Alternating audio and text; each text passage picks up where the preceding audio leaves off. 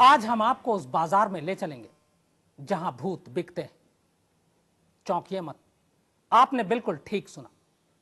इस देश में आज भी एक इलाका ऐसा है जहां भूतों की खरीद फरोख्त होती है, और वो भी स्टैम्प पेपर पर।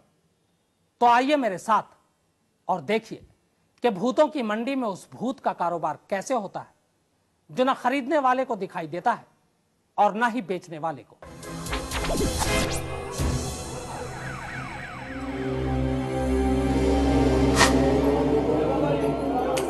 बेशक ये एक आम औरत है, मगर इस वक्त ये आम नहीं है। इसके इर्द गिर्द के लोगों की माने तो फिलहाल इस पर भूत सवार है और ये अपने भूत का सौदा करने इस मंडी में आई है।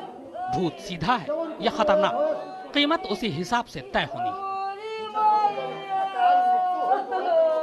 मंडी में चारों तरफ भूत के खरीदार मौजूद हैं। सौदा पड़ जाने के बाद कानूनी लिखत पढ़त के साथ ये औरत अपने भूत को बेचती है और ये साहब उसे खरीद लेते हैं।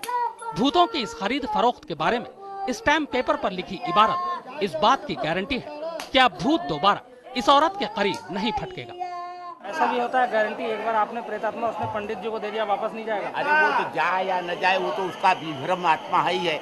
जब उसको उसका नेचर हो गया है बार बार खेलने का, बार बार दौड़ने का, बार बार नाना प्रकार के प्रेत आत्मा, तो उसका नेचर हो जाता है। उस नेचर को कई बार आवेगा तो हम उसको दूर कर सकते हैं। इसलिए कि उसको जब ज्ञान देंगे और उसको कहेंगे कि तुम पागल भाई हो, क्या है तुम्हारा। ये साहब भी पिछले काफी समय से किसी भूत से परेशान है। इन्हें लगता है कि अनजाने भूत की वजह से न सिर्फ इनकी सेहत गिर रही है, बल्कि कारोबार में भी लगातार घाटा हो रहा है। फिर क्या था, ये भी इस मंडी में अपना भूत बेचने पहुंच गए। इन्हें सामने बिठाकर ये महाशय इस मंत्रोच्चारण के जरिए इनके भूत को अपने वश में करने की कोशिश में लगे। प्रेत भैलो, मरुआ भैलो। मंत्रोच्चारण पूरा होते ही ये मान लेते हैं कि भूत कैद हो गया और इसी के बाद इन्हें भी एक स्टैम्प पेपर थमा दिया जाता है, इस गारंटी के साथ कि अगर दोबारा उन पर यही भूत आता है तो उनके सारे पैसे वापस कर दिए जाएंगे। मामला चूंकि सरकारी कागज पर लिखत पढ़त का है तो फिर भरोसा होना लाजमी है।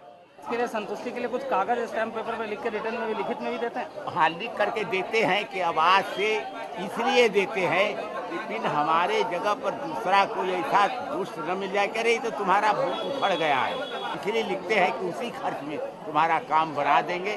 और फिर अगर झूठा कोई कहेगा और साबित कर देगा तो दूना दंड लेंगे।